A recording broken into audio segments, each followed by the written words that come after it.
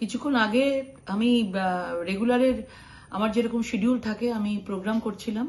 রাত 9:30 নাগাদ আমি সপ্তগ্রামের বাঁশবেড়িয়ায় ঢুকি এবং কালীতলা বলে একটি জায়গা আছে, সেখানে আমি কালী পুজোতে গেছিলাম।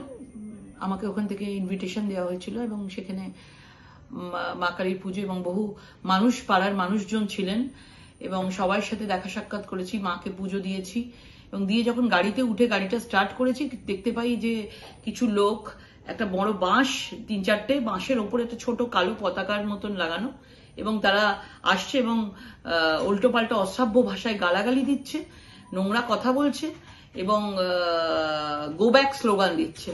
এবং তখন আমি ভেবেছি যে ঠিক আছে, তারা হয়তো দিচ্ছে, তাদের স্থানীয় মানুষের মতন হতে পারে, অনেকে অনেক কিছু তখন ষড়যন্ত্র কনস্পিরেসি থাকে, কিন্তু বিষয়টা আরো বাড়াবাড়ি হয় যত আমার গাড়ি রাস্তা এগোতে থাকছিল এবং বসেছিলাম। গাড়ির চারিদিক ঘিরে তারা মোটামুটি গাড়িতে মানে মারতে থাকে গাড়ির মধ্যে অনবরত এবং আপনারা বুঝতে পারছেন যে গ্লাস গাড়ির মধ্যে রয়েছে এবং সেগুলো মানে ভেঙে যেতে পারে এবং সেই অবস্থায় চারিদিক দিয়ে গাড়ির মধ্যে মারতে শুরু করে এবং সিকিউরিটিরা গাড়ি থেকে নেমে যায়।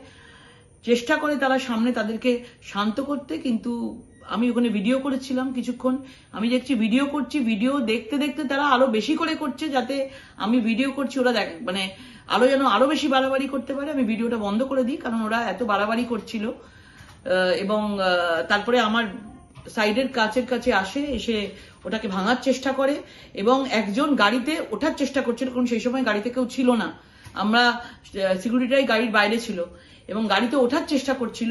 সেখানে ওই সময়টা অন্ধকার ছিল, লোকও খুব কম ছিল ওই আশেপাশে এবং তারা গাড়িতে ওঠার চেষ্টা করে, কিন্তু ড্রাইভার ধাক্কা দিয়ে তাদেরকে গাড়ির দরজা বন্ধ করে দেন এবং সেটা তাদেরকে নামিয়ে দেয় এবং বিভিন্নভাবে চেষ্টা করে যে কিভাবে গায়ে আমার হাত দেওয়া যায়, কিভাবে কাঁচ ভাঙা যায়, মানে একটা বিরাট ভাবে বড় করে একটা ষড়যন্ত্র করেছিল এবং সেখানে আমরা কেউ কিচ্ছু জানতে পারিনি এবং তৎক্ষণাৎ আমরা পুলিশকে ফোন করেছি এবং পুলিশের বিষয়ে কিছু জানে না। স্থানীয় মানুষও, যেখানে আমরা পুজোতে গেছি সেখানে কেউ কিচ্ছু বুঝতে পারেনি যে কিছুক্ষণের মধ্যে এরকম একটা বড়সড় ঘটনা ঘটাবার জন্য টিএমসি থাকবে এবং ওখানে শিল্পী চ্যাটার্জি তার নেতৃত্বে হয়েছে। স্থানীয় মানুষের সাথে আমি কথা বললাম এবং ওখানে রঞ্জিত সরকার বলে 22 নম্বর ওয়ার্ডের কাউন্সিলর, তিনিও ছিলেন এবং আরো অনেকে ছিলেন। আমি নামগুলো এক একটা করে পেলে আমি সেটা আপনাদেরকে জানাবো।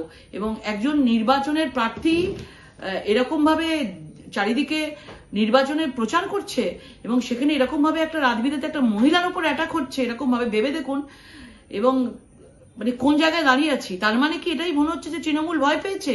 আজকে সারা হুগলি জেলা জুড়ে যেভাবে দুর্নীতি, যেভাবে মাফিয়াদের কথা, যেভাবে আমি বিভিন্নভাবে এভিডেন্স সহ আমি তুলে ধরছি, সেই জন্য এরা ভয় পেয়ে যাচ্ছে যে আজ বাদে কাল তাদের কি কি না হয়। আজকে যেভাবে সিবিআই ইডি ঘুরছে, আজকে তাদের ঘরে না সিবিআই ইডি ঢুকে যায়। তো যত এরকম করবে মনে রাখবেন আমি তত বেশি করে এটা বলবো।